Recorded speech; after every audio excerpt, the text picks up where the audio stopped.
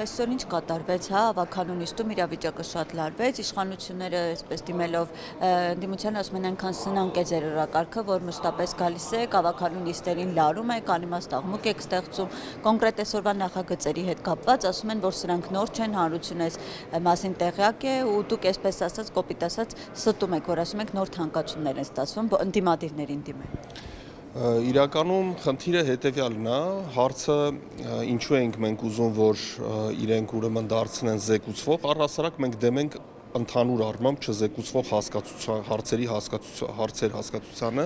որտեղ բոլորը պետք է բաց զեկուցվի, եթե դրա համար ավելի ժամանակ է պետք, դե ընտրվել ենք ավականու անդամ, այո, պետք է ժամանակ տրամադրենք բոլոր հարցերը հարց ու պատասխաններով հանրությանը ներկայացնենք։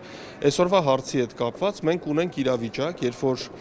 ուրեմն կարմիր կետագծերի հետ կապված վճարը բարձրացել էր 160 դարը, տրանսպորտի վճարը բարձրացել է, եկեք դե տարվա վերջն է, մի հատ ամփոփենք այս տարի օրինակ դրա պատճառով ինչ տեղի ունեցավ, ինչու է կառավարությանից ստիպված քաղաքապետարանը գումարներ խնդրում, որպեսզի Երևան ավտոբուսի գործունեությունը կարողանա շարունակի, մինչդեռ արդեն գումարները բարձրացված են, իսկ ինչու պետք է հոգեբանորեն քաղաքացին որոշի չվճարել, կարող է միգուցե կան, ասենք փոքրատիվ քանակի քաղաքացիներ, որոնք որ ի սկզբանե ինչ է լինի չեն վճարում կամ առաջ էլ չէին վճարում, երբ որ 100 դրամ, բայց վստահաբար մեծամասնությունը քաղաքացիների ըստ իս չեն վճարում, որովհետև գին որակ այդ հարաբերակցությունը, թանկացումը իրանք չեն համարում տեղին։ Եթե դուք թանկացնում եք վճարը,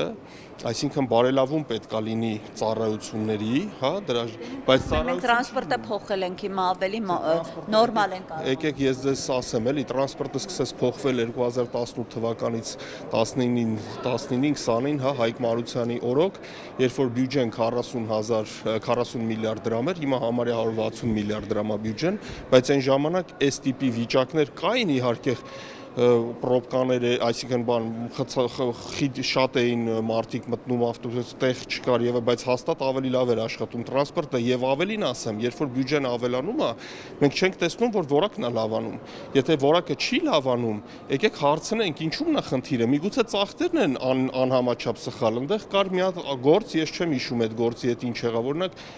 կային պահեստամասերի խնդիր, մի հատ քրեական գործ կար, ինչ եղավ այդ գործը, դա եկեք բաց խոսենք, որ հանրությունը իմանա ինչ է կատարվում։ Թափանցիկ կառավարում եք, ասում եք թափանցիկ ենք կառավարում։ Դե թափանցիկ կառավարեք, ինչու եք չզեկուցվող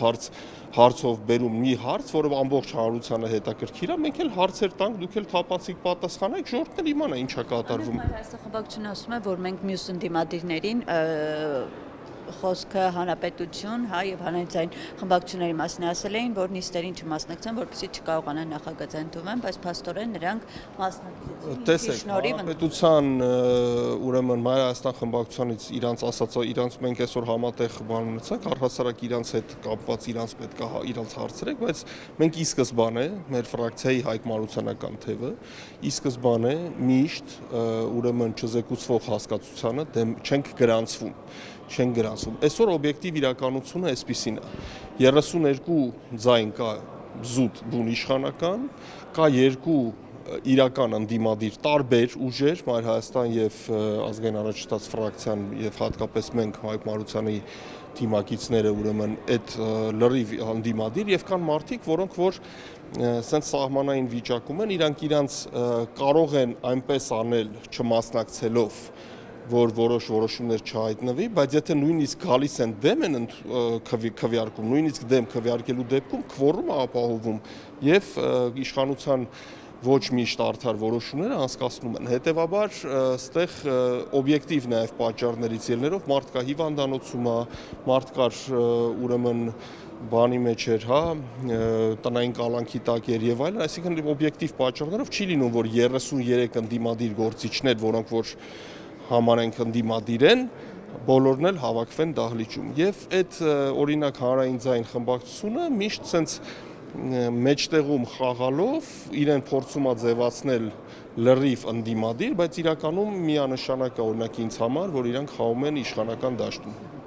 Եվ վերջում բան Թորոսյան եկեղեցու հետ կապված ուզում էի խոսենք, տեղեկություն կա, որ ամսի 28-ին հնարավոր է գնան Մայրաթոր, այնտեղ արդեն Նիկոլ Փաշինյանի գլխավորությամբ ու պատարագի ժամանակ պահանջեն Կաթողիկոսը հեռանա։ Նման զարգացում արդյոք սպասում է թե չէ ու եթե նկատենք Հայկ Մարությանը բավականին пассив է այս եկեղեցու հետ կապված այդպես հայտարարություն չի անում, որն է նրա դիրքը։ Հայկ Մարությանից կհարցնեք, միանշանակ է, որ ես ձեզ հիմա ասում եմ, որ եկեղեցու դեմ գործադիր իշխանության քայլարշավը անկախ ինչ են իրանք մտածում, ինչ չեն մտածում, հակասահմանադրական է։